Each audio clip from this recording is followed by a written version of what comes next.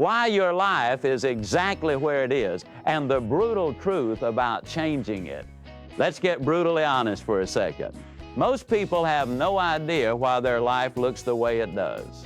Some blame luck, others blame parents, bosses, the economy, even the weather. But the cold reality? You are exactly where you are because of what's gone into your mind. Nothing more, nothing less. And here's the kicker, you can change what you are, and you can change where you are just by changing what you let into your head. Let that land for a second. Every belief you hold, every limit you set, every standard you accept, those were all programmed into you line by line, moment by moment. It doesn't matter if you grew up rich or poor, if you had a loving family or a daily struggle just to survive. None of us get to pick the cards we're dealt, but we do get to decide how we play them. Zig Ziglar, the man whose words built empires, whose stories picked people up off the floor, didn't start life with some golden ticket. He was the 11th child in a dirt-poor family, raised by a single mother during the Great Depression. His father died when Zig was just 5. There were days he worked before the sun was up, sold newspapers after school, and counted every nickel like it might be the last he'd ever see. Sound like the story of a future millionaire? Not a chance. At 45, he was still broke, stone broke. No fancy job, no big title, just decades of hard work and a gut full of heartbreak. But here's where his story flips the script. Zig didn't get bitter, he got better. He started pumping different fuel into his mind. He ditched the old beliefs that held him down and made a decision. If you want a different life, you've got to build a different mind. And that's where the myth of overnight success goes up in flames. There are no born winners. Nobody slides out of bed at 6 a.m., drinks a glass of positivity, and floats up the mountain to greatness.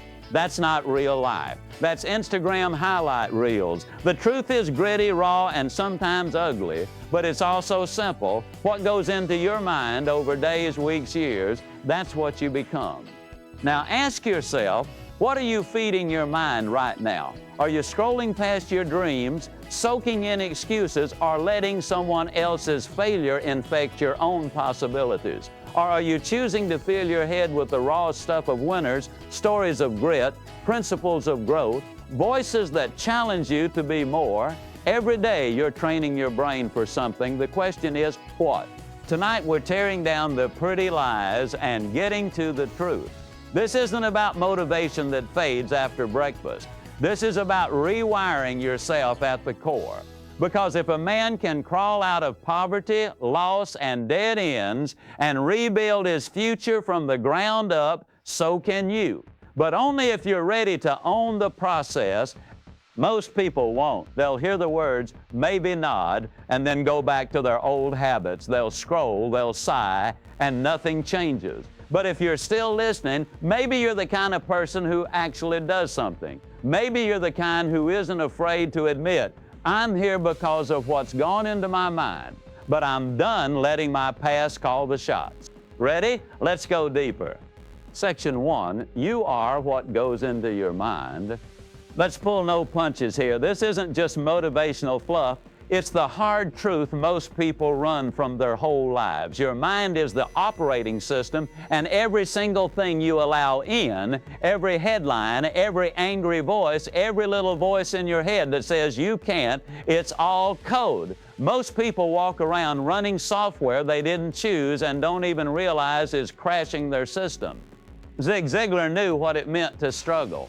Picture this, a little boy in the heart of the Great Depression, fatherless at 5, one of 12 kids. Before he was even tall enough to see over the counter, he was working in a grocery store just to help his family get by. School wasn't a break, it was a luxury. Evenings were spent hustling, running paper routes, collecting coins, sometimes skipping meals to make sure someone else in the house could eat. By age 14, he was running a meat market, and by the time most of us would be thinking about first dates or first cars, he was the backbone of his family's survival. If you've ever felt stuck, like you can't get ahead no matter what you do, imagine having the weight of an entire family on your shoulders before you're old enough to drive. So how did a broke kid from Mississippi turn into one of the world's most sought-after voices on success? Here's the answer nobody wants to hear. He changed the story in his head. He started feeding his mind new ideas, even when nothing in his reality looked hopeful. He read, he listened, he watched the people who made it and refused to swallow the lie that he was just a poor kid doomed to a poor life. Ask yourself, what are you replaying in your own head? Are you stuck on repeat, letting old failures or someone else's judgment run the show? Or are you actively choosing every day to rewrite your mental code? Here's a hard challenge. Think back to the worst day you ever had, the day you thought you'd never get out from under. Now realize that Zig had years like that, but every day he built a little more mental muscle. It didn't look like much. Most of it was invisible, but over time, the mind he built on the inside started to change everything on the outside. This isn't just about positive thinking. It's about the discipline of what you allow into your mind, even when the world around you gives you every excuse to give up. You can't change your past, but you can absolutely change the programming that shapes your next step. So the next time you catch yourself saying, "I can't," or "that's just how things are," remember that voice isn't yours. It's borrowed from someone else's failure, someone else's pain. You have the power to put it down and pick up something new. And if you've ever wondered, is it even possible to change who I am? You're looking at living proof. Zig started with less than nothing, but he ended up at the top. Not because the world handed him a break, but because he chose day after day to feed his mind the thoughts, principles, and attitudes that would take him somewhere new. If you're not happy with where you are, you have one job: change what goes into your mind. Everything else flows from that. Ready for the next piece of the puzzle? Let's talk about why life stays tough even when you're doing all the right things. Let's stop pretending for a second. Life is hard, period. And if anybody tries to sell you some smooth-talking, sugar-coated shortcut, turn around and run. Because the real story, the one nobody brags about on social media, is that life will hit you and it won't apologize. The universe isn't out to get you, but it also doesn't care if you make it or not. Success isn't guaranteed, and comfort is rented by the hour. There are days you'll want to quit, mornings you'll want to stay in bed, and moments when it'll feel like the whole world is lined up to tell you no. So why bother? Why keep going when every step forward feels like pushing a boulder uphill with no end in sight?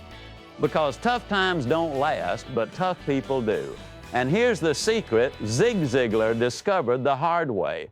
The tougher you are on yourself, the easier life becomes. Not because the world changes, but because you change. The standards you set, the effort you demand of yourself, the way you refuse to make excuses, these things put steel in your spine and fire in your gut. Most people wait for life to get easier. Winners make themselves harder to break. But let's be honest, most people quit long before the finish line. They dream big, talk big, make promises on New Year's Day, and then reality smacks them. They get discouraged when progress is slow or when the people around them don't believe. One bad break and they're ready to drop the dream. The story gets rewritten as, well, maybe it just wasn't meant to be. Sound familiar? We've all been there. But here's the critical difference. The people who make it aren't the ones who had it easy. They're the ones who didn't quit when it got hard. Zig nailed this. He said, you've got to be before you can do, and you've got to do before you can have. Simple words, but most of the world ignores them. Everyone wants the reward, but almost nobody wants to pay the price. Everyone wants to have, but very few are willing to be and do first. That's the law of the grind, and it doesn't care who you are or what you've been through, that you can spot the difference in everyday life. Maybe you've seen it in your own family. The friend who talks a big game but always finds a reason to quit. The coworker who never shows up on time. The person who's quick to say it's not my fault, as if blaming someone else will magically change their reality. And then there's you, the one who stays late, puts in the extra reps, keeps going when everyone else gives up. It's not easy, but nothing worth doing ever is. Here's something people rarely admit. You will fail. You will mess up. You'll embarrass yourself, lose money, make mistakes so obvious you'll want to crawl under a rock. But every single person who's ever accomplished anything worthwhile has done exactly the same. They just didn't let the failures define them. They used them as fuel. Every no became a stepping stone to a bigger yes. Every closed door was a test. How badly do you want it? Ziglar himself lived this lesson. In his early years, he got up before dawn to speak to the men who delivered bread and cakes, long before anyone would pay him for a word. He'd drive hundreds of miles just for the chance to practice, to get better, to prove to himself, most of all, that he could make it. He bombed, he stumbled. There were nights he couldn't afford a motel room and had to drive home exhausted and alone. But quitting, that was never an option. He had something to say, and he was willing to say it badly until he could say it well. If you want an easy life, be ready for a hard future. If you embrace the hard now, force yourself to grow, to push, to sweat, to learn, you'll earn an easy future. But most people want it the other way around. They want comfort today and hope for magic tomorrow. It doesn't work like that. Not in business, not in health, not in love, not in anything. And here's another bitter truth. Motivation isn't enough. You can listen to every podcast, read every book, pin every quote to your mirror. But if you're not willing to suffer a little, if you're not willing to do the hard things, even when no one's watching, then all that motivation is just noise. The difference isn't in what you know, it's in what you do when nobody cares, when the crowd is gone, when the applause is silent. So ask yourself right now, when was the last time you really got tough on yourself? When was the last time you pushed through the pain, ignored the temptation to quit, and just kept going? Maybe you're thinking, but I'm tired. I'm not like Zig. I don't have that fire. Let's kill that lie right here. You do have that fire. You were born with it. It's just buried under layers of doubt, fear, and comfort.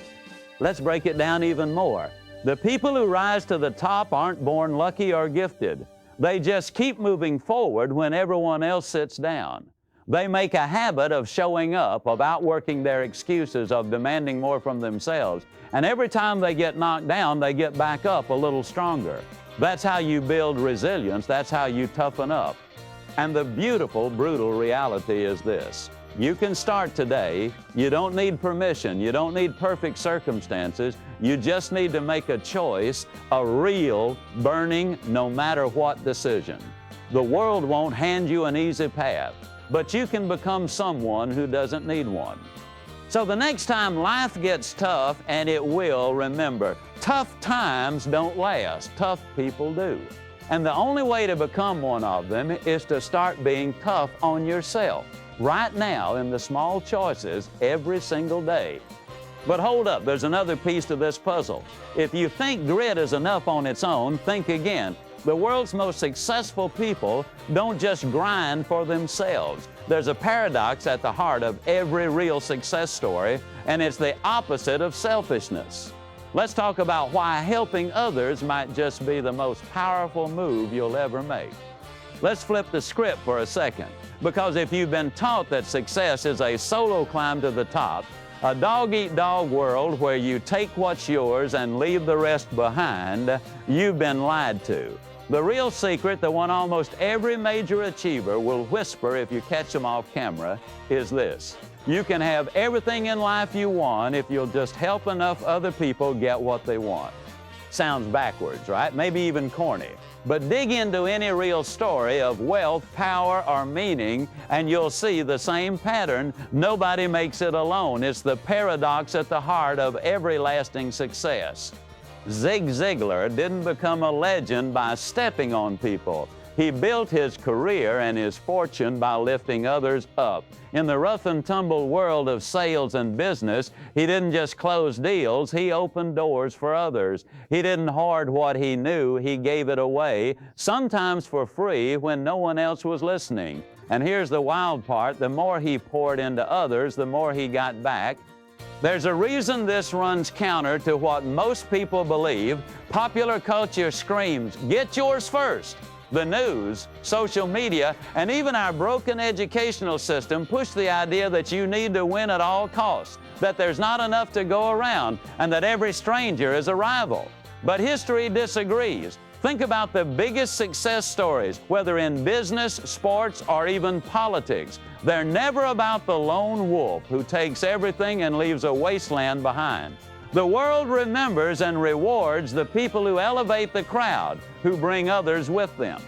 This isn't just feel-good talk, there's real science here. Studies show that people who contribute to the growth of others, who serve, mentor, or lead, end up healthier, happier, and wealthier. Generosity creates networks, loyalty, and goodwill that money can't buy. In the business world, it creates teams that fight for you, customers who come back, and partners who go the extra mile. But let's talk about the money conversation because it's the elephant in the room. Zig called it out. Everyone says money isn't important, but they still want it. They chase quality of life, but secretly they're after a bigger standard of living. More stuff, nicer cars, more freedom. The joke, when you really serve others, money usually follows. It's a byproduct, not a primary target. That's why people who chase only dollars end up burned out and broke, while those who focus on serving, really serving, wind up with the wealth and, even more importantly, the impact. Here's the controversial angle. Some say all that helping others stuff is just business talk, a way for companies to make more by pretending to care. But that's only true if you fake it. People can spot a fraud a mile away. Real leaders, people you actually want to follow, are the ones who show up for you when nobody's watching, who invest in your growth with no strings attached. The Amway model Ziglar often referenced is a magnet for debate. Some see it as a pure opportunity. Others call it a clever sales pyramid. But peel back the controversy and you'll see the core idea: no one wins unless the team wins. The people at the top don't stay there by holding others down. They lift them up, train them, mentor them, and in return, their own rewards grow. Let's get practical. Quality of life versus standard of living. Most people don't even know the difference. You can have all the shiny toys, but if you're empty, anxious, and disconnected, it's all worthless. Real quality of life is about growth, meaning contribution. It's about knowing you left someone or something better than you found it. So where do you start? You start with what you have. You look for one person to help, one problem to solve, one positive thing you can offer. Maybe you're not rich, maybe you're not even confident, but you can show up for someone. You can encourage, teach, support, listen, share. These are investments that always pay back, sometimes in ways you can't predict.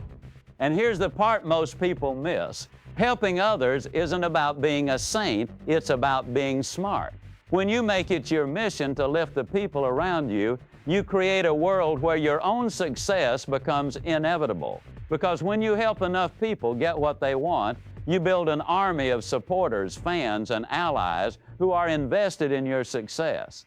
Let's cut to the chase. If you're stuck, broke, or frustrated, find someone to help. Do it genuinely, expecting nothing. Watch how quickly your world starts to shift. You'll learn faster. You'll get unexpected opportunities. You'll become someone others want to see win. But don't take my word for it. Try it. Pick one person to lift up this week and see what happens. The universe has a way of rewarding those who make life better for others. Now, before you start thinking it's all about being nice, let's get real about skill, growth, and the ugly side of learning. Because most people want to help, but they're afraid to look stupid, to fail, or to start badly. Let's break the myth of natural talent and talk about why sucking at first is the only way to get truly great. Let's smash another myth right now. The idea of natural talent. The fairy tale where you wake up gifted, ready to conquer the world, dazzling everyone on your very first try. It's comforting, isn't it?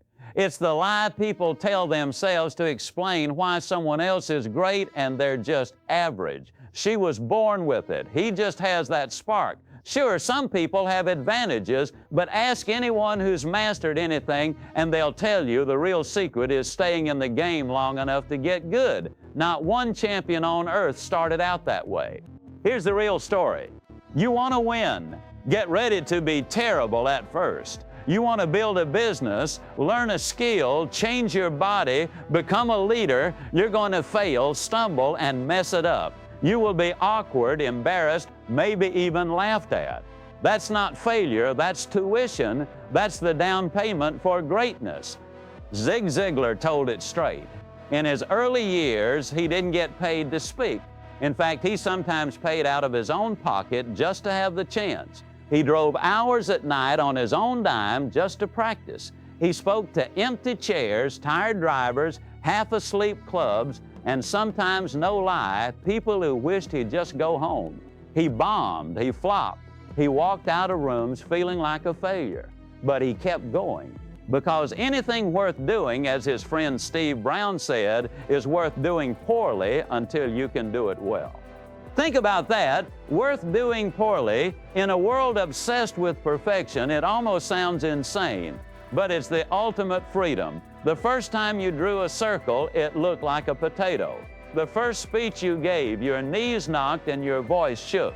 The first sales call, the first day at a new job, the first workout after years of neglect. Everyone is terrible at first. If they tell you otherwise, they're lying or their standards are too low.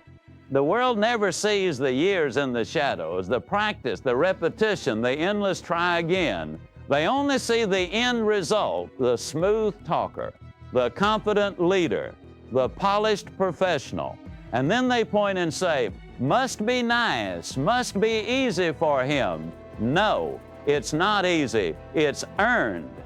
The problem is, most people quit before the magic happens. They want to be good right away. They try, they suck, they get embarrassed, and then they stop. The dream dies because they didn't understand this one brutal law. You only get good by being bad, and you only get great by surviving bad long enough to outgrow it. Let's take it a step deeper. The most dangerous thing in the world is waiting for permission. Permission to be good, permission to be ready. You're never ready. If you wait for perfect conditions, perfect timing, or perfect talent, you'll be waiting your whole life. The learning curve is a wall most people won't climb. They look up, see how high it is, and walk away. But the ones who make it, who really make it, are the ones willing to look foolish, to get laughed at, to collect a mountain of tiny failures, because every bad attempt is one step closer to mastery. You know that feeling when you watch someone else kill it on stage, close a deal, or live out their dream, and you feel that ache. Why not me? Here's the answer. It can be you, but only if you're willing to be bad, awkward, and inexperienced for as long as it takes. Most people aren't. That's why most people stay stuck. Look at any champion. Michael Jordan was cut from his high school team. J.K. Rowling got rejected by every major publisher. Even Einstein flunked some classes. Every overnight success story is just years of grinding behind closed doors. But here's the flip side, the beautiful part. Once you survive that ugly beginning, you become unstoppable. You realize failure won't kill you. You learn faster than you thought possible.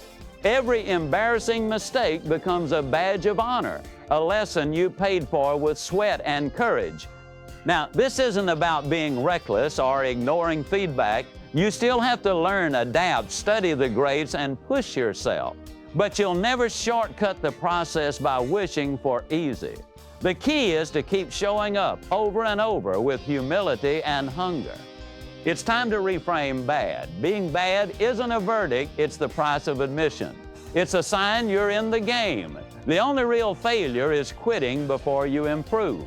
So stop hiding from embarrassment. Stop chasing perfection. Put your reps in. Stack your failures and trust the process. Here's the question. What's one thing you'd do if you weren't afraid to be bad at it? What dream, what business, what passion project would you start tomorrow if embarrassment didn't matter? The people you admire most, they started exactly where you are. They just kept going. And let's be honest, the world needs more people who are willing to look foolish for the right reasons, willing to take the risk, to stumble, to grow in public. That's how you break through. That's how you inspire others to try. That's how you get the story worth telling. Next time you want to quit because you aren't good yet, remember, nobody is at first. You're not broken. You're not behind. You're just in the learning curve, and that's exactly where greatness is born. But let's go deeper. Is skill the most important thing, or is it attitude? Why do some people with less talent end up soaring past the naturals? What's really at the core of success, especially the kind that lasts? Let's break down the infamous 37 qualities for success and see what's truly running the show.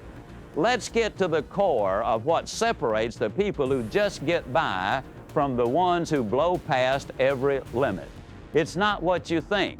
We all know someone who seems less talented, less connected, less special, but still manages to win. What's their edge? It's not always skill. It's not just who they know. It's not even luck, at least not the way most people imagine it.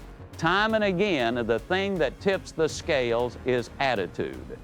Here's what most people get wrong. They think attitude is just a sprinkle of positivity on top of the same old thinking, as if repeating, "I can do it," will magically erase years of self-doubt and fear. But attitude is more than mood. It's the filter that colors everything you see, every choice you make, every risk you take. It's the engine under the hood, sometimes invisible, but always driving you somewhere. Zig Ziglar hammered this point home with his now famous list, 37 qualities people say they want in a leader, a business partner, or a friend. You know the list: ambition, consistency, honesty, enthusiasm, integrity, faith, commitment, flexibility, courage, and the rest. It reads like a catalog of everything we wish we saw more of in the world. But when you strip it down, almost every one of those qualities isn't a skill at all. It's an attitude, a habit of mind, a chosen response, a way of approaching problems instead of running from them. Think about it. Ambition isn't a skill you're born with, it's a hunger you choose to feed. Integrity isn't an inherited trait, it's a decision to do the right thing even when nobody's watching. Enthusiasm, it's a choice to show up with energy, to find something worth getting excited about even when the world feels gray and dull. Attitude is the difference between someone who sees a wall and someone who sees a ladder. It's the secret fuel that makes the impossible possible. Here's where things get controversial because society keeps telling us these things can't be taught. That you're either born with them or you're not. That's a lie. Zig asked audiences all over the country, can you teach someone to be ambitious, to be consistent, to keep a positive attitude? Every time, hands went up. Why? Because we've all seen it. Maybe you've even lived it. Someone believed in you, challenged you, showed you a new way to see yourself, and your whole outlook shifted. Suddenly, you did things you never thought you could do. So why don't schools teach this? Why is it easier to find a class on algebra than a class on attitude, ambition, or resilience? Here's the hard truth. Most schools are built to produce employees, not leaders. They teach you how to follow rules, fill in the blanks, and keep your head down. Very few teach you how to dream big, take risks, and bounce back from failure. That's why so many people leave school unprepared for the real world. Brilliant at memorizing facts, but shaky when life throws its first real punch. Let's add some fire to the debate. Ziglar famously compared American and Japanese schools. In Japan, even in a society with little religious tradition, kids spend an hour a day learning values: honesty, hard work, patriotism, responsibility, positive thinking, and what happens? Japan, a nation with almost no natural resources, produces some of the world's biggest companies, banks, and innovation. Meanwhile, in the U.S., we argue about whether it's appropriate to teach values while watching ambition and discipline fall off a cliff. And let's be real, who's actually teaching these values? Statistically, it's parents, not teachers. The numbers don't lie. Kids are in school about 1,260 hours a year, but spend more than 7,500 hours at home. Before a teacher ever sees them, most kids have already been programmed for better or worse. If you want to see a change in attitude, it has to start at home. And if you're an adult, guess what? You're not off the hook. If you want your kids to have a better attitude, Start by working on your own. But let's bring this back to you. Maybe you're thinking, I'm too old to change. I missed my window. Another lie. Every day you choose your attitude, whether you notice it or not. Every day you decide whether to focus on what's missing or what's possible, on your limits or your opportunities. The difference between those who rise and those who sink is almost always found in the story they tell themselves. So here's the million-dollar question. How many of those 37 qualities do you have right now? Don't lie. Be real. Nobody is perfect. Everyone's missing a few. But here's the good news. If attitude is a choice, then every day is a fresh chance to choose again. You can practice integrity, optimism, enthusiasm, discipline, just like you practice a sport or an instrument. The more you do it, the more natural it becomes. Here's the wildest part. Attitude is contagious. If you raise your standards, others start to rise too. When you walk into a room with courage, commitment, and genuine positivity, you challenge everyone else to do the same. When you refuse to let the world make you bitter, when you show up with a sense of humor and a work ethic that never quits, you become the example, the standard, the spark.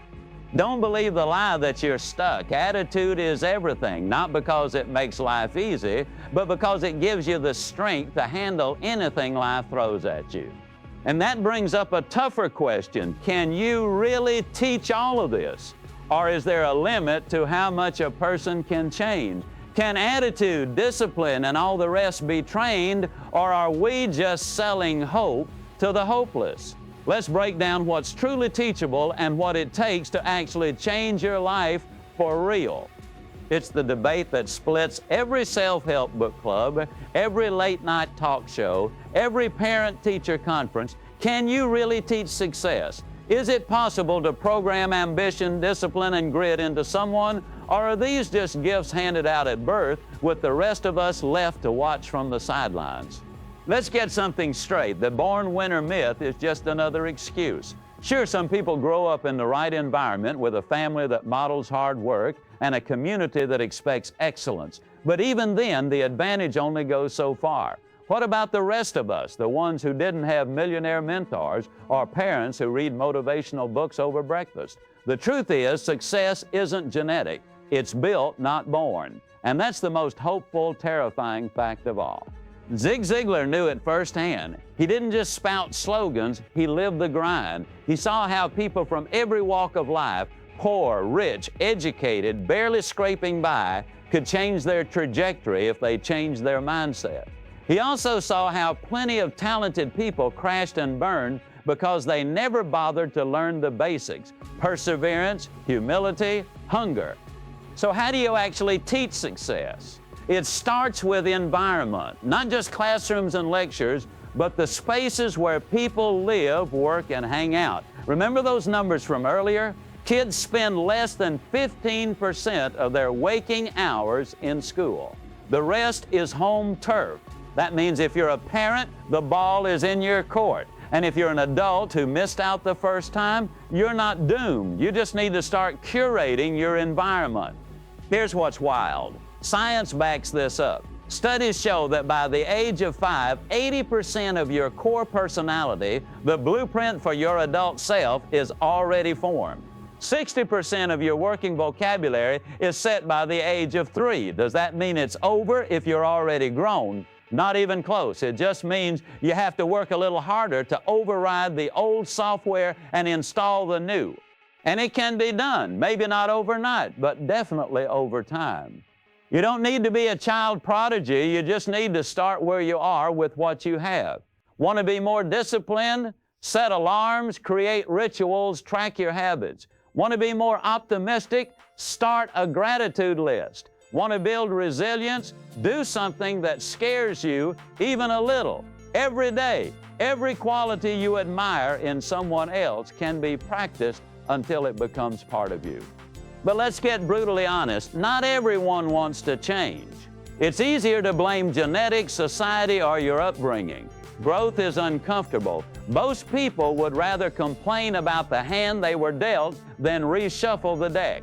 That's why the world is divided between those who talk about what could be and those who get to work building it. Here's where things get controversial. Critics love to argue that you can't teach character, that values are off limits in schools, that parents are too busy or broken to set the example. And yes, there are real obstacles. But look at the cultures and companies that defy the odds. They have one thing in common: they obsess over values. Japan teaches honesty and hard work in school every day. High-performing teams train mindset as rigorously as skill. The most successful families, neighborhoods, and organizations make it uncool to slack off, complain, or quit. It's not magic, it's repetition, expectation, and a relentless refusal to let people settle for less than they could be. If you're sitting there thinking it's too late for me, think again. Dr. Tony Campolo said it best. As important as your past is, it's not nearly as important as the way you see your future. In other words, what you believe about tomorrow shapes what you do today. If you start seeing yourself as a work in progress, someone who can learn, adapt, and improve, everything changes. You start taking risks. You start reaching for new skills. You stop letting old failures define you.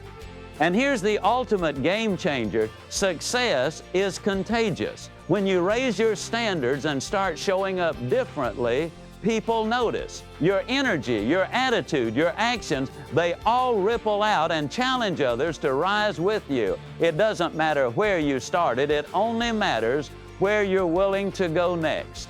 So, can you really teach success? Absolutely.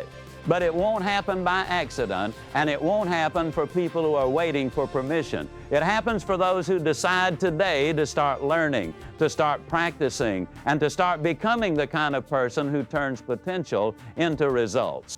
Now, here's the twist most people miss. The way you see your future, your vision, your belief in what's possible has more power than anything in your past. If you want to flip your life, you have to flip your focus. Let's get into how seeing the future differently changes everything right now. Pause for a second and really picture this.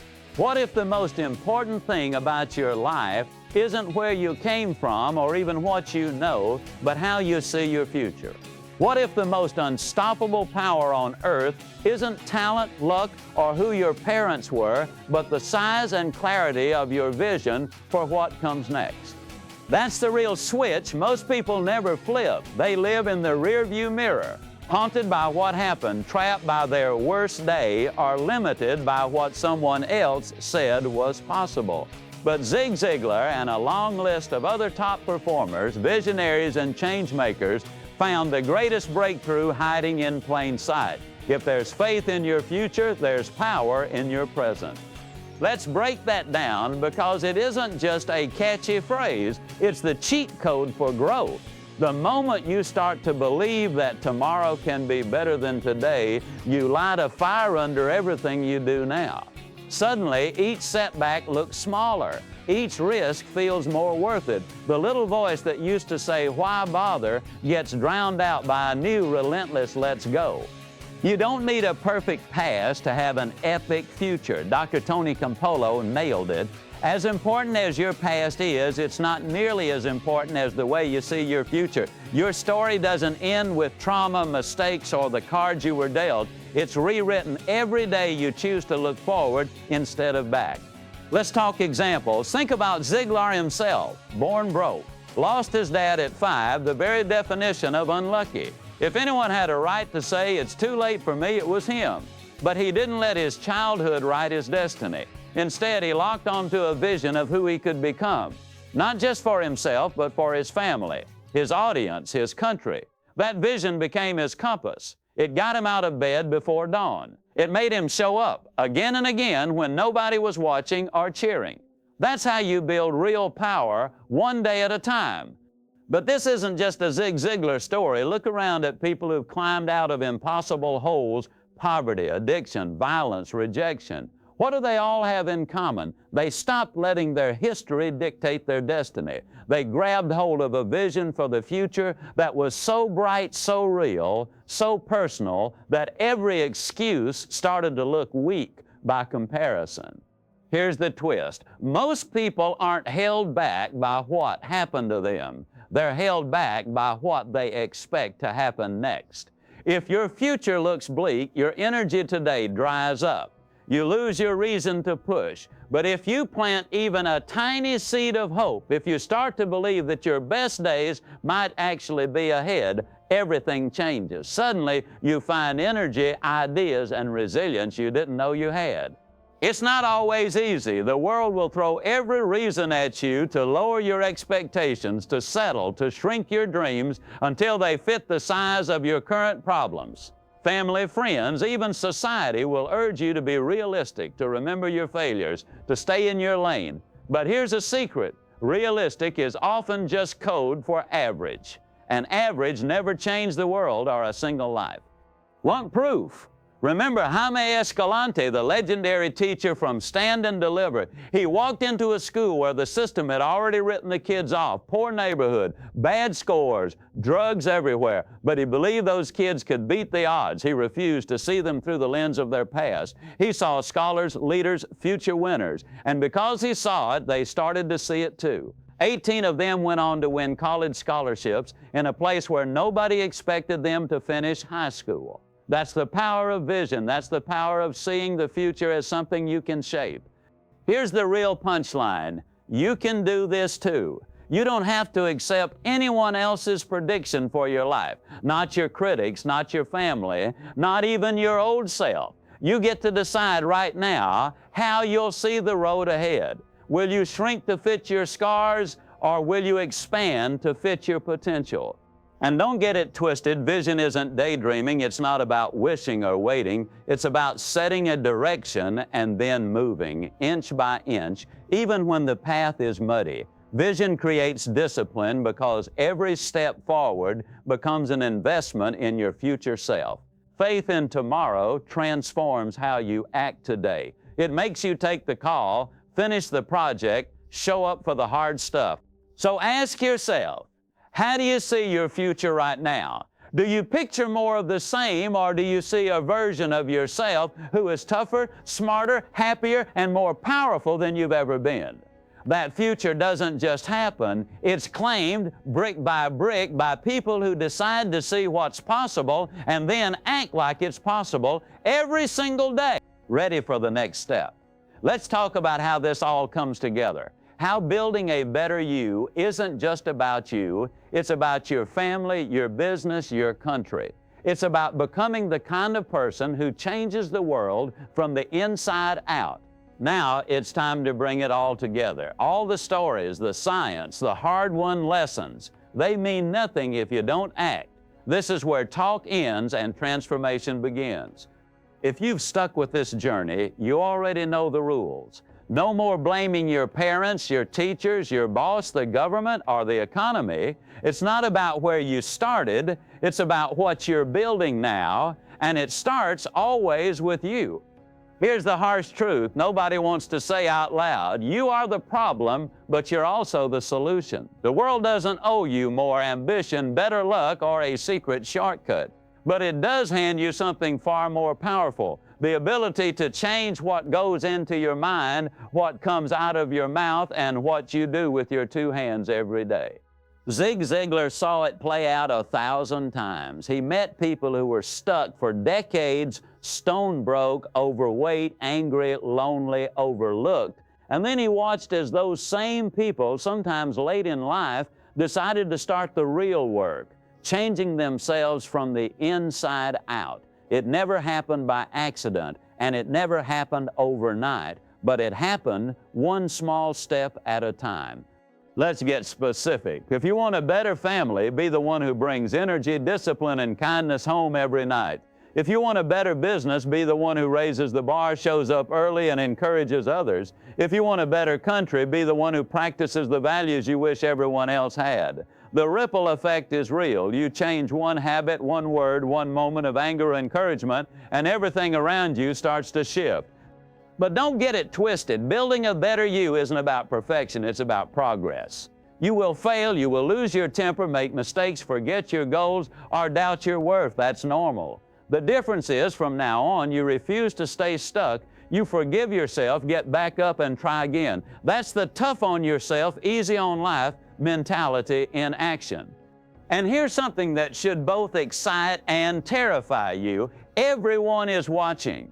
Your family, your coworkers, your kids, your neighbors. Whether you realize it or not, your attitude, work ethic, and vision are contagious. When you show what's possible, you give permission to everyone around you to do the same. You can literally raise the standard for your community just by raising it for yourself. Maybe you're thinking, but who am I to make that kind of difference? Who were any of the legends we look up to? Ziegler was just a poor kid in a big family. Jaime Escalante was a math teacher with an accent. Even the people whose names history remembers started out as nobodies, just regular people who decided to draw a line in the sand and step up. Here's the deeper truth. This isn't just about getting ahead or stacking trophies. It's about becoming the kind of person who at the end of the day can look in the mirror and be proud. Not because life was easy, but because you met it head on. Because you stood for something, because you helped others get what they wanted, and in doing so, lifted yourself to a higher level. You want to build a better future? Start by building a better you right now in the small things. Show up when it's easier to quit. Speak up when everyone else stays silent. Practice courage, kindness, and discipline until they become habits. Don't buy the lie that you need to fix the world before you fix yourself. Every revolution starts with a single person deciding to do better. And if you're still looking for permission, here it is. You don't need anyone's approval to become your best self. The only person who has to believe is you. The only vote that matters is cast in the quiet moments when you decide once more to keep building, keep learning, keep trying.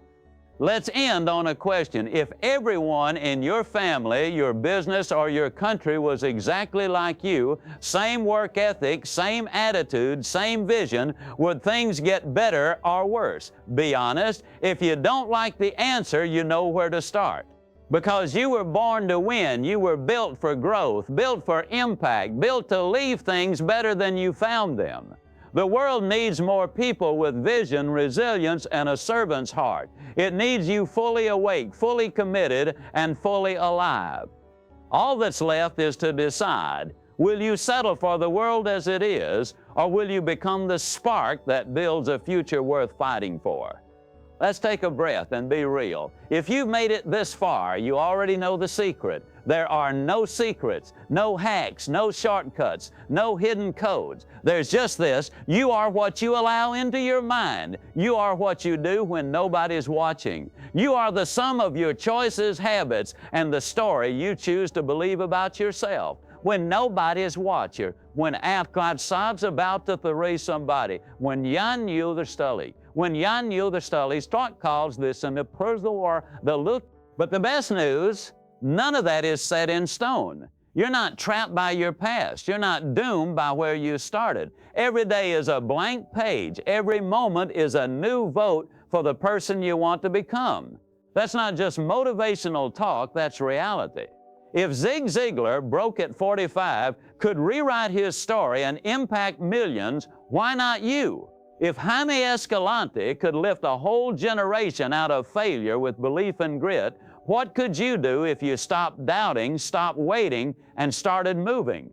The real question isn't whether you can change, but whether you will. Whether you'll take what you've heard and actually do something with it, whether you'll stop looking for excuses and start looking for opportunities, whether you'll build the qualities you wish others had, right there in your own life today, not someday. Maybe you're fired up right now. Maybe you're scared. Maybe you're skeptical. Good. Emotions are fuel, and the world is desperate for people who feel something real and then act on it. The world doesn't need more critics, more realists, or more sideline watchers. It needs builders, dreamers, givers. It needs people who are willing to believe that a better you makes a better future for everyone. So what will you do with this? Will you wait until life is easy, or will you decide that you're done with easy and ready for worth it? Will you settle for being a product of your environment, or will you flip the script and become the one who shapes it? Will you let your doubts be louder than your dreams, or will you dare to bet on yourself, even if it means failing, learning, and getting back up 100 times? Let's not pretend it'll be smooth. You'll face resistance. You'll face days when the old habits whisper, "Why bother?" You'll have moments when progress feels invisible, when no one applauds, when it would be easier to just stay average. But remember, tough times don't last. Tough people do. And the only way to get tougher is to get started. If you take just one thing from this, let it be this: you already have everything you need to build a life that matters. All that's left is to do it. Fill your mind with greatness. Surround yourself with people who lift you up and challenge you to grow. Show up for others. Show up for yourself. Refuse to let fear, failure, or the past dictate your next move. As Zig always said, you were born to win, but to be the winner you were born to be, you've got to plan to win, prepare to win, and expect to win. So what's your plan? Who will you become? Starting right now. Believe in your future. Believe in your power to choose, and believe, above all, that when you build a better you, you make the world better. One life, one day, one decision at a time. I'll see you at the top